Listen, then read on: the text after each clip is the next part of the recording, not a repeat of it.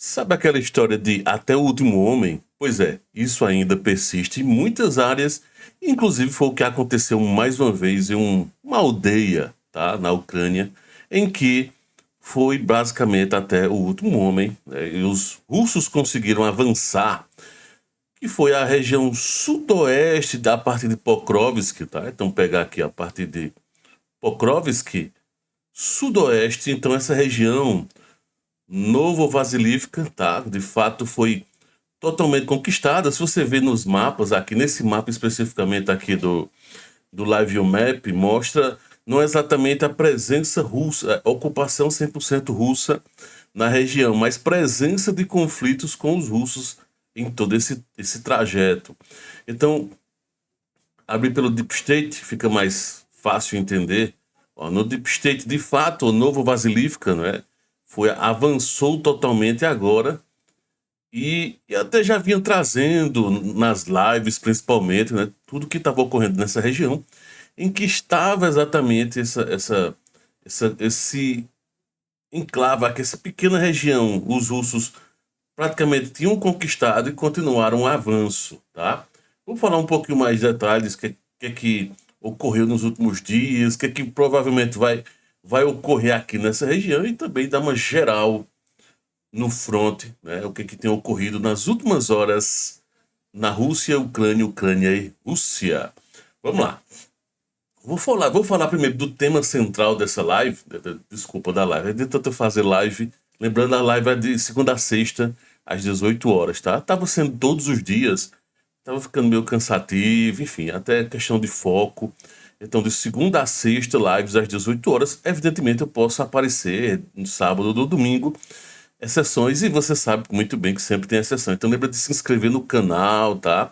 De confirmar o sininho aqui para poder você ser avisado quando os vídeos novos chegarem e também quando tiver live você ser avisado da live, ser lembrado, que o pessoal às vezes esquece. Fica gravado, você pode acompanhar depois a gravação, mas é muito melhor ao vivo, que a gente troca sempre uma ideia na parte final da live. Vou respondendo perguntas aleatórias que todo mundo sempre tem, que é normal, fica trocando uma ideia, né? Então é bem legal as lives às 18 horas, tá? Então é isso. Mas enfim, o que ocorre aqui nessa aldeia, né? Eles chamam, na tradução, quando a gente faz uma tradução, considera-se como aldeia ou povoado. No Brasil seria algo como povoado. Não chega a ser uma vila exatamente, né? Mostrar aqui nessa imagem que é, enfim, que tem como mostrar como se fosse via satélite, não chega a ser de alta resolução, mas dá para perceber que existem algumas pequenas ruas, né? Normalmente essas aldeias são aldeias agrícolas, tá?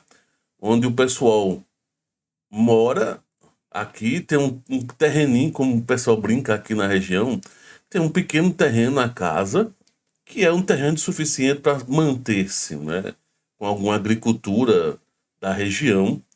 E também existem todas as outras áreas aqui, essas aqui é que depende. Às vezes é arrendada e o pessoal que está aqui dessa aldeia trabalha. Vai depender muito da região, tá? Aqui na Ucrânia. Mas é muito comum nessa região mais agrícola. Você pode prestar atenção em toda a área, sempre é uma casa e tem um certo terreno que aí o pessoal cultiva lá o que tiver para cultivar. E tem outras grandes áreas, fazendas na região, que normalmente esse pessoal trabalha nela, né? É mais ou menos esse foco aqui, né? Se for um pouquinho mais acima, é a mineração. Se for aqui mais dessa região, é a agricultura, tá? O fato é que, se eu pegar aqui, vamos voltar para o dia 1º de janeiro de 2025. Perceba que em início desse ano, o avanço, né, os russos estavam chegando agora, na época, estavam chegando em Solone e Novovasilivka, estavam começando todo o avanço aqui, ó, nessa região mais, só para contextualizar. Aqui em cima estava Pokrovsk, então estavam acabando ainda para conquistar Shevchenko, que está aqui próximo. Então, era um avanço.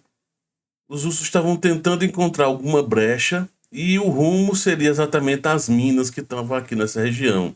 né, as regiões ferroviárias que depois avançaram para a principal mina de Pokrovsk, que está aqui, né, de carvão. Então, estavam nessa fase de teste de flanco. Estavam testando a parte frontal do flanco, né? Só para contextualizar e você entender melhor, teoricamente os ursos vinham avançando de forma flanqueada, assim, ó.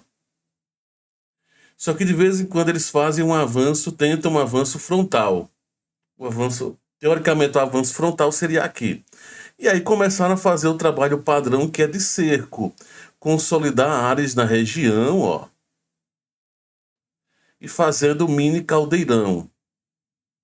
Mesmo numa proporção menor, né, quando há uma dificuldade, então eles fazem isso. Teve pouca dificuldade no avanço frontal, eles seguem, como aconteceu, por exemplo, com o Chassephiar. Teve uma tentativa e conseguiu avançar. Se você pega Andrívka, por exemplo, agora, fez uma tentativa frontal, deu errado, fez uma segunda tentativa frontal, deu certo. Então depende, tá? E aí, se nós avançarmos uma semana, ó, já começou a encontrar uma brecha não de frente, mas no flanco, não é? Dia 15, conseguiram avançar em outras áreas e essa área, carne de pescoço, durou um bom tempo, tá? Muita luta aqui, bem maluco, entre aspas, assim, o formato que fez, né? O corredor que ficou. Dia 22. Aí os russos já tinham conquistado aqui praticamente. E por que que não tinha sido oficializado? Porque por conta de todos esses conflitos que estavam ocorrendo aqui em Uspenivka, é comum ter muitas brechas por parte russa, tá? Desse avanço. E aí terminava ficando algumas brechas, avançavam para cá. Então tinha esse problema que, no caso, agora foi consolidado. Ó. Perceba que existiam algumas brechas que faltavam fechar de fato. E aí agora confirmou, então, Nova Vasilivka 100%. No caso, já há mais de uma semana que já a parte urbana, digamos assim, onde tinha casa, já era russo. Mas aí, definitivamente, todo o seu território. E aí continua o avanço, toda essa coluna aqui, eu já venho trazendo em outros vídeos, toda essa coluna aqui, ó, toda essa área, deixa eu só baixar um pouquinho aqui, trocar de... Acho que aqui fica mais visível para vocês. Então, ó, toda esta área aqui, ó, toda essa área que agora está como se fosse frontal, né, no caso, o objetivo é avançar nesse sentido, então por isso que se diz que é frontal. Pablo, onde é que é o flanco, onde é que é frontal? Depende, né? Em Pokrovsk, o frontal é de norte a sul. Enfim, isso é uma questão de nomenclatura que às vezes eles utilizam. Mas nesse caso, ó, o flanqueamento tá de norte a sul e o avanço frontal tá de leste a oeste. Então, toda essa grande coluna está começando a avançar, tá? Qual é a ideia dos russos, pelo que dá a entender? Fazer pequenas chamadas cabeças de ponte. Uma das cabeças de ponte foi formada aqui, nessa região, e aí provavelmente uma outra cabeça de ponte deve ocorrer. Aqui o Darkney eu acho muito difícil agora, porque tem uma preocupação muito forte aqui. Então, provavelmente aqui em Uspenivka, que foi onde exatamente ocorreu agora o avanço dos russos, né, pode ser que se forme uma nova cabeça de ponte. Ou seja, haja um avanço nesse sentido aqui e haja um avanço nesse sentido, tá? Então vai depender muito de como encontrarem um terreno. Se vai ocorrer facilidade ou dificuldade no avanço. Vai depender muito disso, tá? Mas enfim, então conquistada aí mais uma aldeia que aí em termos de importância é porque vai ajudar agora na formação dessa chamada cabeça de ponto que eu estou dizendo aqui. De um avanço mais significativo, assim como ocorreu aqui, tá? Até como ocorreu aqui, próximo a Novandrivka, depois que praticamente conquistou Yasnov, né? Ukrainka, dias atrás, mais para cá, ó. Tá se formando novas cabeças de ponto nesse sentido, em busca desses vilarejos que estão mais para cá. E os ucranianos continuam muito preocupados com o avanço, tá? Deixa eu trocar aqui de mapa, fica mais fácil. Aqui está o limite do Oblast de Dnipropetrovsk, então ficando cada vez mais próximo. E hoje, de novo, eu vi uma notícia, agora com um papo diferente. O pessoal da Ucrânia também, de bobo não tem nada, tá? Ficam soltando pequenas. Disseram o seguinte: olha, os ucranianos estão preocupados e basicamente os russos têm dois caminhos. O que é que acontece? Vamos lá. Dias atrás, esse mesmo jornal, o Strana Today, fez uma matéria dizendo o seguinte: os russos tinham três opções. Eu vou deixar até aqui, antes de falarmos sobre, dar uma geral no que ocorre no front. Mas só para poder explicar aqui, que é interessante. Normalmente eu só explico isso nas lives, mas eu vou fazer uma exceção. Os ucranianos lá no Dnipro, do Strana Today disse o seguinte: olha, um dos caminhos é ir rumo a Dnipro, um outro aí pelo corredor sul rumo a Zaporizhia. Isso aqui eu já venho trazendo faz tempo. E um outro caminho é conquistar a parte mais ao norte. Das três posições, aqui é melhor para os ucranianos é a parte norte, já que os ucranianos é uma região muito alagada, de dificuldade, e os ucranianos vão agradecer se os russos se perderem por lá. Aí comentou: rumo a Dnipro é uma região de pouca movimentação, poucas fortificações, e aí não falou muito sobre Zaporizhia. E aí vem aquela ideia, tá? Não sei porquê, não me pergunte, mas é como dá a entender que. Aí agora nessa segunda matéria que os ucranianos fizeram, falaram de novo de Dnipro, beleza? Rumo a Dnipro, e falaram que a segunda melhor opção seria indo para o norte aqui. Hã? Como assim? E Zaporizhia? Esqueceram? Tá, assim, toda a imprensa ucraniana, alguns soldados ucranianos estão insistindo muito falando de Dnipropetrovsk, não sei o quê. Ó, nós vamos sofrer, e agora? Não sei o que lá. Tá um barulho muito grande sobre Dnipro. Sabe quando isso acontece do tipo, peraí, tá muito exagerado. Vamos mudar o foco para Zap. Não sei por quê.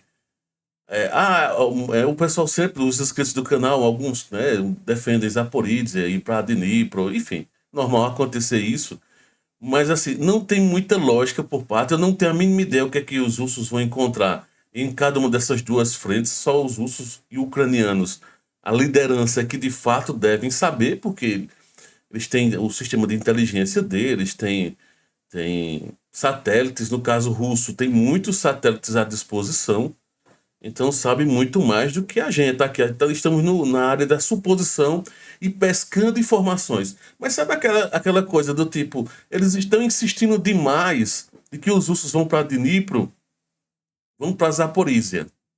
Sabe, é mais ou menos esse o papo que eu imagino. Só para contextualizar, tá, o que é que tem ao norte é que tá Kramatorsk, Sloviansk, Kupiansk, toda essa região aqui é uma região com muita floresta, muita alagada, muita lama, tá? Então é um avanço extremamente lento e dificultoso, sem muito apoio da parte mecanizada e motorizada do exército. Depende muito de infantaria. A infantaria fica muito descoberta. Então, assim, é muito desvantajoso nesse momento o conflito. É tanto que pode ver que está bem lento o avanço aqui por conta de dificuldade de logística em toda essa região. A retaguarda também é difícil para os russos. Então também tem um porquê também do avanço russo mais forte aqui nessa região, porque em termos de logística, temos Donetsk aqui, ó, bem próximo, a cidade de Donetsk, né? Então isso ajuda no sistema de logística. Os russos já ajeitaram parte do sistema de trem aqui, as ferrovias dessa região. Então, uma coisa leva a outra, tá? Então, favorece. Mas, enfim, é isso. Mas, dando uma pincelada, depois da live, mais tarde, eu falo mais a respeito às 18 horas, tá? Então, você que sempre acompanha, já se liga às 18 horas. Mas, dando uma geral, o que é que mais nós temos? Tivemos explosões relatadas na região de Zaporizhia, mais explosão de míssil balístico, tá? A presença. Do lado russo, russos sofreram com Segundo os informes da Ucrânia, e a Rússia não, até quase agora que eu estava dando uma lida, não confirmou, mas segundo os ucranianos, atingiram um quartel-general do Comando Militar em Hilsk, na região de Kursk, tá? Então aqui, ó, aqui está Kursk, tá a região de Sudzha, onde está ocorrendo os ataques nesse momento. E aqui nessa retaguarda teve um ataque com míssil, não diz exatamente que míssil, mas deve ser Storm Shadow ou ataque MS, né, pela lógica, utilizado pelos ucranianos, atingiram então o quartel-general. Não se fala ainda sobre baixas, se ocorreu, quantas foram, como, né, mas enfim. Que mais que nós temos do lado ucraniano aqui, ó? Tem na região de Volgograd, de novo, ataque a uma refinaria de petróleo, nessa região aqui, a planta, né? Essa planta aqui, ó, bem grande, enorme, da Lukoil Volgograd. Então, teve ataque, tá? Ucraniano. Não se sabe, foi 3 horas atrás, mas 3 horas atrás. Então, já foi durante o dia, amanhecendo o dia lá na Rússia, tá? Lembrando que são cerca de 6 horas de diferença em termos de fuso horário. E já, então, continuando, nós tivemos, então, os russos atacando nessa região aqui, ó. A noroeste, nordeste não, papo, noroeste de Pokrovsk, que mais uma vez, Rishny foi alvo, cerca de 24 horas atrás. Já tinha ocorrido bombardeio aqui nessa região, nesse distrito, tá? Nessa região aqui. Mais uma vez ocorre ataque. Com certeza tem a ver com o sistema logístico, absolutamente certeza, que tem a ver com todo o sistema logístico a Pokrovsk e Mirnorad. Então os russos fazendo muitos ataques aqui nessa região, nessa retaguarda aqui. Teve ataque russo em Kramatorsk também. E esses ataques normalmente nessas cidades maiores, próximo ao fronte, significa dizer que é para reabastecimento, troca de turno, aproveita nessas situações, tá bom? E aí teve a própria cidade de Pokrovsk mesmo, 4 horas atrás, 4 horas, 5 horas atrás, mais ou menos. Teve ataque, teve bombardeio, tá aqui nessa região. Odessa, deixa eu tirar mais o zoom aqui, ó. Nessa região aqui de Odessa teve ataque de drone russo, inclusive os russos usam muito drone aqui nessa região. Por quê? Aqui são alguns alvos bem específicos. Algumas bombas podem fazer até um estrago um pouquinho maior. Como Odessa é uma cidade muito populosa, que não houve evacuação, Odessa está funcionando praticamente normal, tá? Então, ultimamente tem sido muito alvo, saindo aqui da Crimeia, sai da Crimeia, né, esses alvos, alguns drones especificamente, tá bom? Sobre Kherson, teve até alguém perguntando sobre Kherson. Basicamente, Kherson ocorre bombardeios esporádicos. Ocorreram, na realidade, ontem esses bombardeios, tá? Teve um certo conflito russo, mas que os ucranianos conseguiram repelir. É aquela tática de sempre que ocorre muito aqui, tá, pessoal? Que tipo de tática? Os russos, nessa região todinha de flanco que foi formado esse fronte, os russos vão ficar tentando em áreas específicas, e aí são meio que do tipo, entre aspas, voluntários que terminam muitas vezes morrendo, tá? Essas investidas, para saber algum ponto fraco, para saber se mais ou menos qual é o horário de troca de guarda, para saber coisas como se eles estão com algum MLRS, que são aqueles autopropulsores, né? Aqueles, por exemplo, no caso ucraniano, eu não sei quais são os que eles estão utilizando aí em Kherson. Os russos utilizam muito o Grad, né? O Grad ou o Tornado, lançadores de foguetes, por exemplo. E às vezes eles precisam testar exatamente isso, se tem presença de drone. Aqui em Kherson existe uma brigada especializada em drones, tá? Que está aqui na retaguarda, supostamente está aqui nessa região aqui, tá? Em uma dessas localidades, supostamente, teoricamente próximo ao aeródromo que tem aqui, aeroporto, aeródromo, enfim. E assim, em termos de movimentação, basicamente é essa, não teve. Teve os ataques normalmente dos russos, foram cerca de 59 drones que os russos enviaram por todo o território, né, que foram abatidos, melhor dizendo, pelos ucranianos. A quantidade, nem sempre, de vez em quando eu comento, tem dias que os russos, desculpa, que os ucranianos informam, tem dias que eles não informam. Então hoje é um daqueles dias que os ucranianos não informaram. Quando eles normalmente não informam, quer dizer que provavelmente muitos alvos foram atingidos, né? Mas aí, segundo o informe que tem aqui, 59 drones, ó, vou mostrar aqui, 59 drones de ataque russo durante a noite, né, foram abatidos. Não aparece aqui os mísseis que foram abatidos, quer dizer que nenhum foi abatido, míssil russo. Existe uma proteção mais forte em Kiev, mas em outras cidades não existe esse sistema de proteção maior. Então, com certeza, só costuma-se ter abate de míssil russo, né, por parte dos ucranianos quando é rumo a Kiev, que tem um tipo de, vamos chamar de Iron Dome, de uma certa forma, que tem aqui na região.